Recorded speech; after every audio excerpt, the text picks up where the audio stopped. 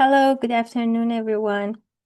This is Zahra Mansouri from University of Geneva. I'm going to first thank Arman for the invitation. It's a pleasure to be here. So today I'm going to talk about polymer gel dosimetry and share some insights about their potential use in radiopharmaceutical therapy.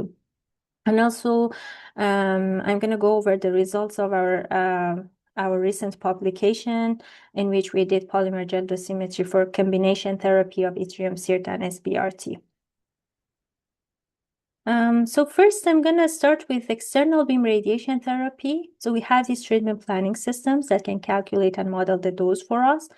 However, people in external beam radiation therapy, they don't only rely on the calculation of from the TPSs, they also measure the dose.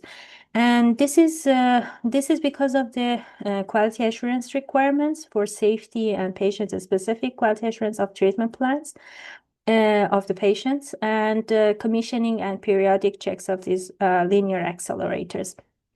But most important is because that modeling the dose is not reality. So we calculate the dose using these TPSs, but we are not sure if this is the actual dose, this is the real dose that's going to be delivered to the patient. So for that, we need dosimetry. And there are tools in radiation therapy, in external beam radiation therapy, such as ion chambers, radiographic films, which are one-dimensional and two-dimensional dosimetry tools. Also, there is a three-dimensional dosimeters such as gel dosimetry. And in EBRT, we need a three-dimensional dosimetry because treatment planning has evolved from 2D planning to this more sophisticated and more complicated therapy and radiation delivery techniques such as IMRT, such as SBRT, dose painting, etc. So we need three-dimensional for that to be more accurate of these treatments. We also have kind of the similar evolution in dosimetry of radiopharmaceutical therapies. We've come from ICRU sphere dose modeling to now that we do image-based and patient-specific image-based dosimetry. But it's still calculation of the dose, and it's not measurements. Now we are in a stage that we have our own treatment planning systems commercially available. They can calculate the dose for us. But as I mentioned, is there any really tool to measure the dose actually? So the only tool that you can find in the radiopharmaceutical therapy that measures something is this dose calibrator. But what it really measures is activity, is not absorbed dose. And still we are calculating the dose based on images of the patients for different kind of treatments in radiopharmaceutical therapy. There has been some studies on gel dosimetry between 2005 to 2011 on radioiodine and technetium, basically the radionuclides that are used for treatment of the patients. But very strangely, this has stopped at some point and didn't go forward, despite that we have gel dosimeters with lots of good characteristics that can do dosimetry, real dosimetry for us. So, well, actually, I'm gonna just say that there are different kind of gel dosimeters. But from now on, our focus is more on the polymer gel dosimeters. So these are dosimeters that can record the dose in 3D with a very high spatial resolution. They are tissue equivalent. Their response is independent of temperature, dose rate, energy, LAT, etc. And polymer gel dosimeters have four main components: water, monomer, crosslinkers, gelatin. So these monomers get irradiated, and after irradiated, they polymerize. This polymerization is like in proportion with the absorbed dose. So the more the absorbed dose, the more this polymerization happens. And this polymerization actually changed some of the characteristics of the gel. such as their density, their color, their magnetic susceptibilities, and etc., that enables us to read out the gel dosimeters using different imaging tools such as MRI, which is the gold standard, ultrasound, X-ray CT, optical CT, and etc. So what we did, we used a kind of polymer gel dosimeter named Magic F to record the absorbed dose from yttrium SIRT and SBRT combination therapy. So SIRT is short for selective internal radiation therapy, and SBRT is short for stereotactic body radiation therapy. These are two treatments that can be used for liver cancer. In SIRT, the yttrium microspheres are going to be injected to the tumors directly via the hepatic artery, and they're going to be trapped in the microvasculatures of the tumor and irradiate the tumors there. But in SBRT, we use this linear accelerator to irradiate the tumors from outside of the patient's body. So they actually combine these two kind of treatments, like the SIRT and SBRT, because to just increase their efficacy. So patients are getting treated by yttrium SIRT first, but because the dose distribution is not homogeneous using the yttrium, some part of the tumor are going to be they don't get enough dose from the treatment. So we have to compensate for that with a boost of SBRT. But these two treatments are very different.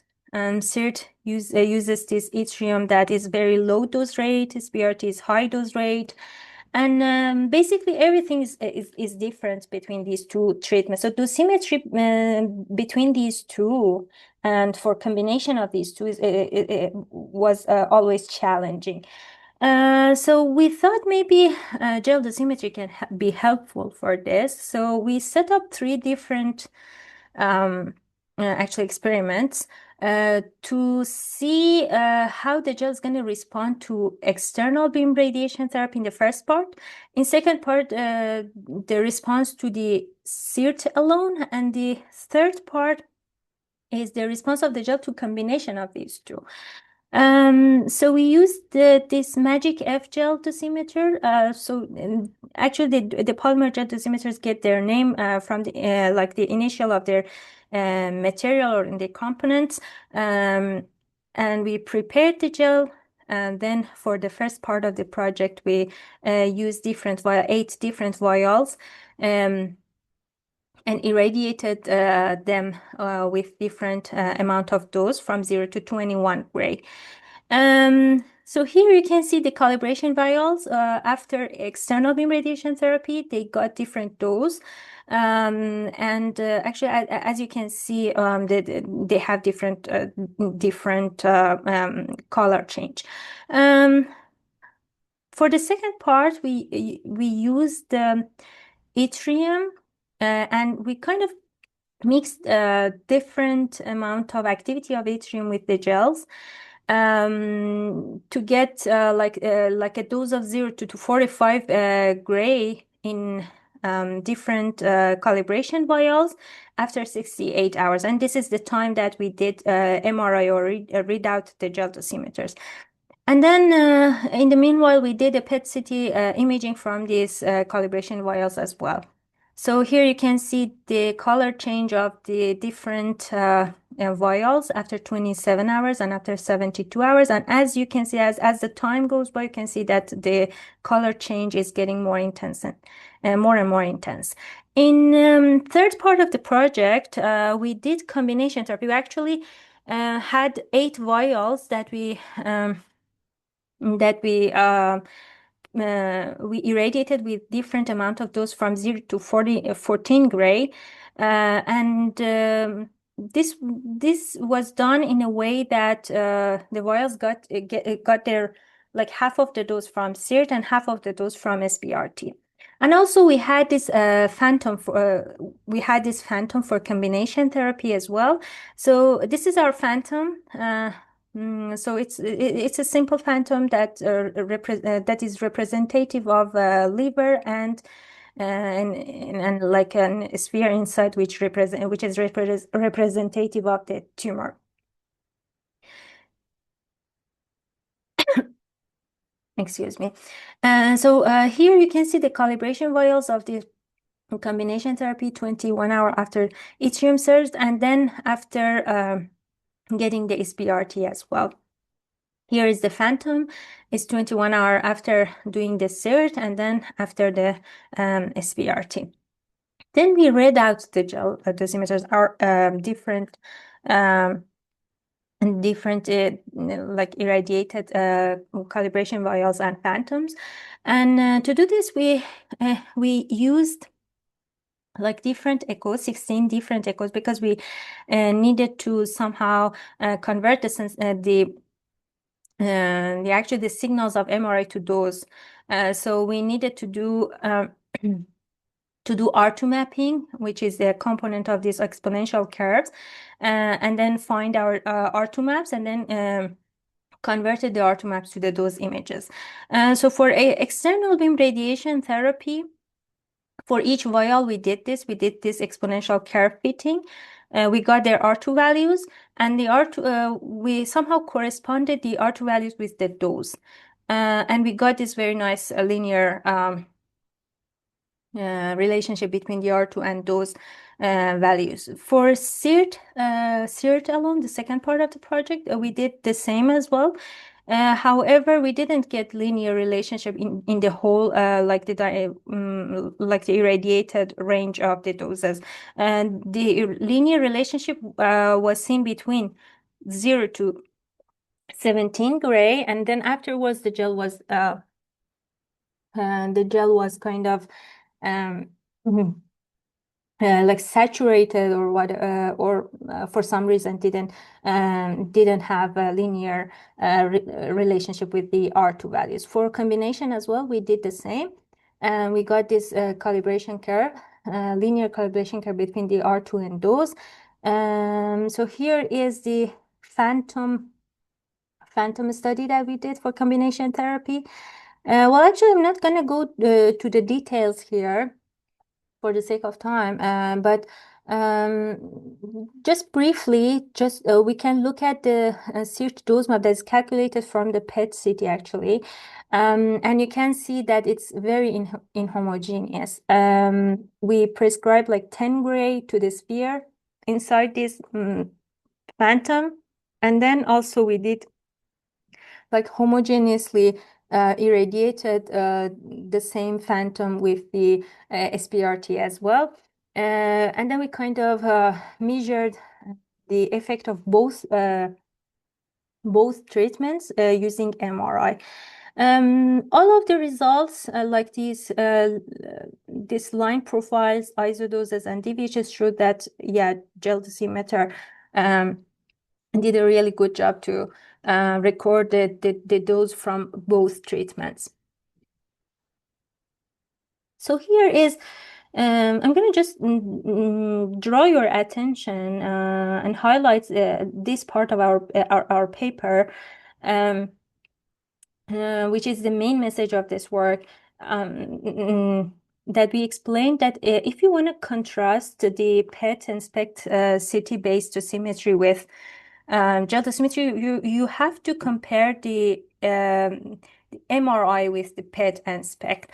So in MRI, we have this substantial higher spatial resolution, which is very important for us. So we don't have the partial volume effects, spill in, spill out effects, etc. But most importantly, here we mentioned that gel dosimetry readout is independent of radioactivity itself. So the in PET and SPECT CT, we acquire the images from the activity itself. But here, the administered activity has already left its physical and chemical marks on the gel dosimeter, and it doesn't need to be directly imaged. So this is, yeah, we showed that this is great for a combination of yttrium SIRT and SBRT, or each one of those separately. But And this is also going to be promising for alpha emitters and OJ emitters, because we cannot really detect the alpha particles or the OJ electrons using the PET or SPECT. Um, but using gel dosimetry, we actually can have their marks and like kind of indirectly image their effect. Uh, of course, that gel dosimetry has its own limitations in radiopharmaceutical therapy, which includes oxygen contamination, image-based artifacts. So the manipulation of radioactivity, storaging of it has some safety issues. And most importantly, are highlighted here because the gel dosimeters are not going to model the biological and kinetics of the of the radionuclides. And also the effect of lung irradiation, because most of the radionuclides we are using in radiopharmaceutical therapy are low dose rate. The effect of that on the gel dosimeter is kind of its limitation. But apart from the limitations, actually, the result of them are very promising, and we believe that they can play a very important role in radiopharmaceutical therapy. There are lots of different kind of gel dosimeters, deformable ones, the plastic ones. There are a kind of gel dosimeter that is bone equivalent, then we can do bone dosimetry with it. And also we have different techniques of 3D printing that we can generate our own different shapes of phantoms, and we can use gel dosimetry with that incorporated with that. So yeah, with this, I'm gonna thank everyone for your attention.